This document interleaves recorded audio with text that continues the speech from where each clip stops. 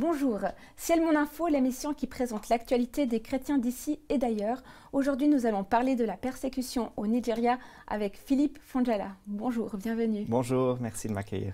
Alors, vous êtes directeur de Portes Ouvertes, qui est une ONG. Est-ce que vous voulez nous en dire un peu plus? Tout à fait, c'est une ONG chrétienne qui travaille pour soutenir les chrétiens persécutés dans le monde, qui est active dans plus de 60 pays.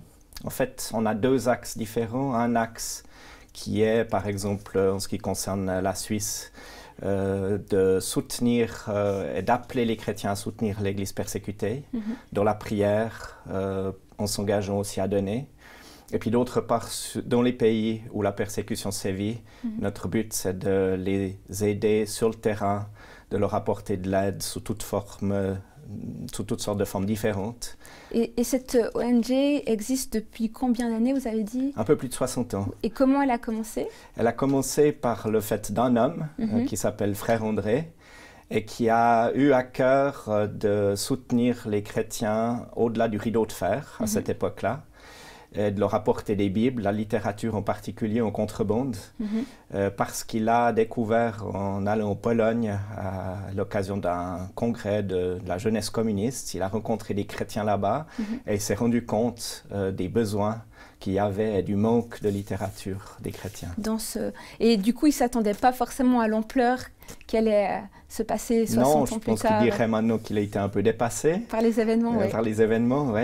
Mais c'est vrai que du coup, ça a permis de soutenir des centaines de milliers de chrétiens année après année dans plein de régions du monde. Donc aujourd'hui, nous allons parler de la situation au Nigeria, mais sans plus attendre, nous allons regarder ensemble un extrait.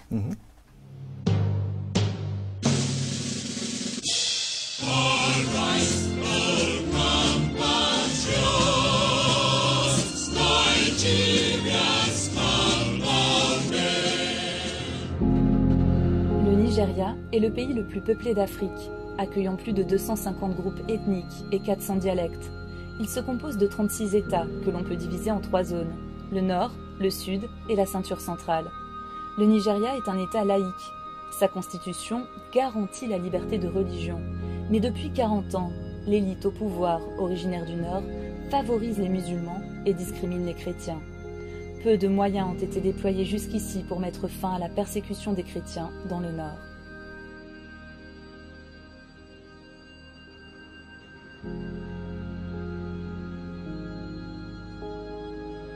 Voilà, nous venons de voir un extrait sur la situation du Nigeria et des chrétiens persécutés. Et les chiffres sont sans appel. En 2018, l'index mondial de la persécution relève une explosion de violence en Afrique subsaharienne et notamment au Nigeria. Tout à fait. Le Nigeria est un peu je dirais, emblématique de la situation dans toute la ceinture subsaharienne. Avec une pression de l'islam qui vient du nord au sud, avec une recrudescence des groupes extrémistes islamistes et qui font une pression énorme sur les chrétiens. Et le Nigeria, dans ce sens-là, est un exemple malheureusement très, très fort de cette situation. Il est représentatif un peu de la persécution dans toute cette partie-là du globe. Tout à fait, avec des incursions de groupes extrémistes islamistes très violents, mais aussi d'une pression constante de l'islam sur les chrétiens. Et les chiffres sont assez forts parce que 90% des chrétiens tués dans le monde l'an dernier sont des Nigériens. Oui, c'est ça. Donc il y a vraiment comme un acharnement contre ce peuple. Oui, disons que c'est le fait de deux situations qui se sont ajoutées l'une à l'autre. D'une part, le groupe extrémiste Boko Haram, qui est un groupe violent, qui a un agenda de vouloir faire pression, mais qui a aussi, je dirais, un agenda mafieux d'un certain côté, mais sinon de faire pression sur le gouvernement pour mettre en place un islamisme rigoriste. Et puis d'autre part, le fait de d'autres facteurs, parce que la persécution est souvent assez complexe. Il y a d'autres facteurs qui viennent en ligne de compte. Donc on peut voir des facteurs peut-être religieux, politiques, sociaux, tribaux aussi. Climatiques aussi. Parce que l'exemple du Nigeria, c'est qu'il y a tout un peuple qui s'appelle Peul, qui sont des musulmans, qui sont des éleveurs et qui, avec les changements climatiques, cherchent des terres pour paître leurs troupeaux. Et ça veut dire qu'ils se dirigent de plus en plus vers le sud. Et là, ils se trouvent confrontés aux agriculteurs chrétiens qui se trouvent dans la ceinture centrale du Nigeria, et ça crée des tensions et de la violence extrême. Donc, on peut dire qu'il y a comme un désir d'épuration ethnique. Oui, alors on peut dire que les Peuls, en allant vers le sud, font pression sur les chrétiens, et l'agenda qui est derrière les questions climatiques ou les questions tribales, c'est vraiment la recherche de détendre l'islam dans cette région-là, et puis d'exclure les chrétiens et de les repousser vers le sud. Justement, par rapport à ça, j'aimerais qu'on puisse regarder un extrait. Saboda mu gwamnati sun mai da mu Kristan kamar ba komai bane ba saboda ba sa taimako mu saboda mu muna bin addinin Yesu Almasihu.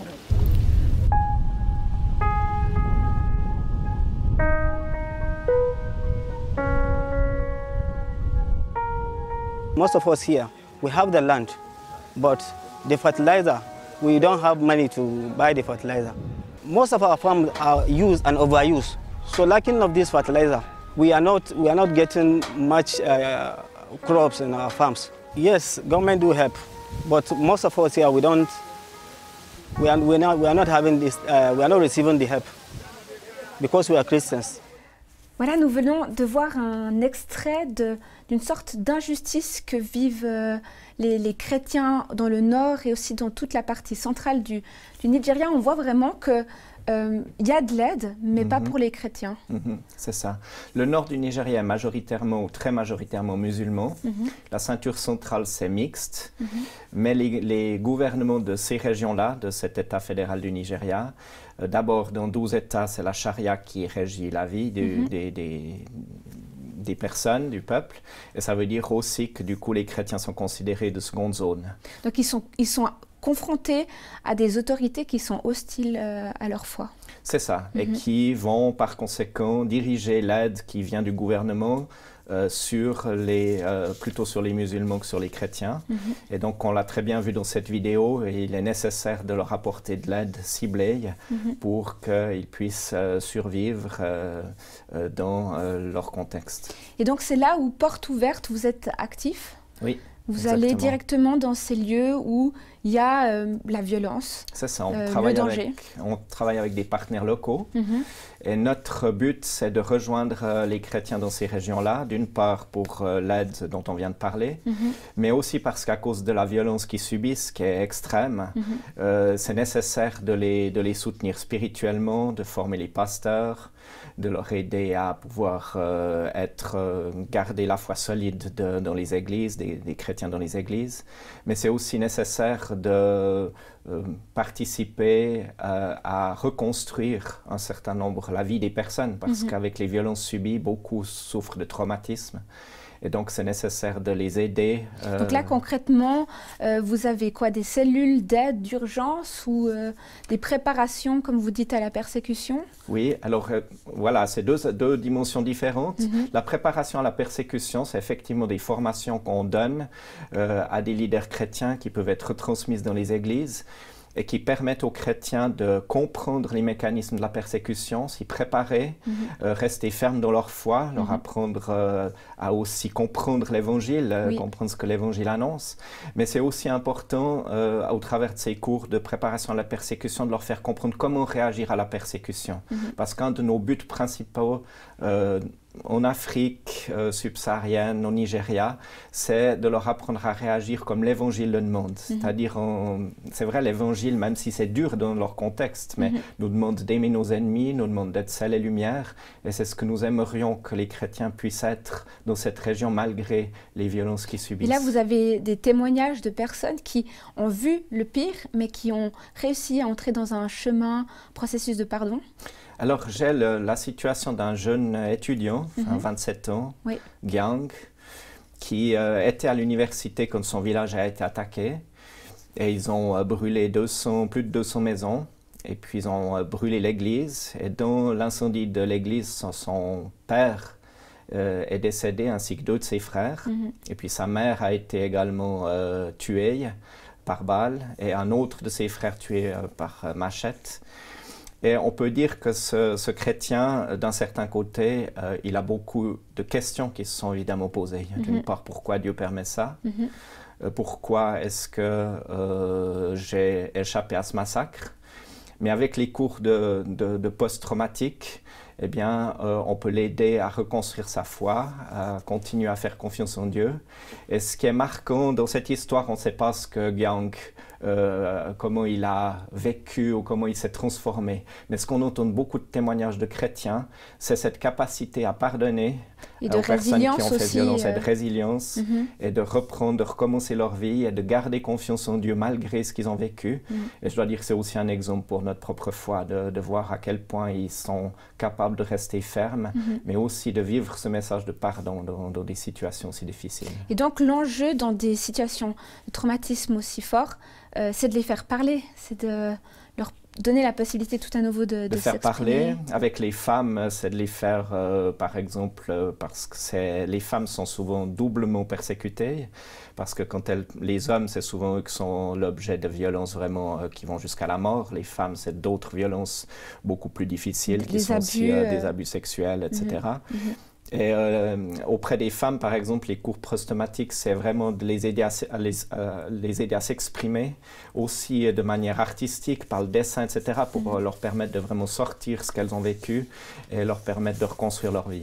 Donc ce que vous prenez au travers de Portes Ouvertes, c'est aussi l'importance d'être sur le plan local, engagé en relation avec ces gens et de les aider à remonter la pente. Tout à fait. L'Église ne peut être solide dans un pays comme le Nigeria que si on l'aide à se former, si on aide les chrétiens à être eux-mêmes maîtres de leur destin, et puis si on permet aux églises de vraiment se bâtir, se rebâtir quand c'est nécessaire, quand ils ont dû même fuir certaines régions, mais de manière à ce que l'église locale soit forte. Ouais. Ce qui est étonnant, c'est que au Nigeria, on a autant la forte persécution des chrétiens dans le nord et dans la partie centrale. Et on voit d'autres émissions où, dans le sud, on a des méga-churches qui dépassent les limites du réel. Oui. Des fois, sur 2 kilomètres, des multitudes qui se rassemblent. Oui, le Nigeria est pour ça un cas vraiment extrême d'une situation dans cette région-là, avec le sud chrétien, très majoritairement chrétien, le nord musulman, et puis cette zone de pression entre les deux religions. Et puis, c'est vrai que c'est parfois étonnant quand on est en contact avec cette église, parce qu'au sud, les chrétiens, ils connaissent en partie la situation des frères et sœurs au nord, et je crois qu'ils les aident, etc. Mais il y a aussi une part d'ignorance sur cette situation. Est-ce qu'il y a peut-être un désir de se voiler la face, de ne pas avoir... Ouais, je ne sais pas si je pourrais l'exprimer comme ça, mais c'est vrai que c'est deux réalités dans ce pays qui sont diamétralement opposées et qui font que la réalité vécue par les églises au sud est une réalité totalement différente, dans un contexte totalement différent des pressions que subissent les chrétiens au nord du pays. Au nord, ouais. Je vous remercie beaucoup, Philippe Fonjala, de nous avoir partagé la situation du Nigeria. Merci à vous. Et puis, je vous souhaite tout bon pour la suite. Merci beaucoup, c'est gentil. J'espère que cette émission vous aura plu. C'était Ciel, mon info. À la prochaine.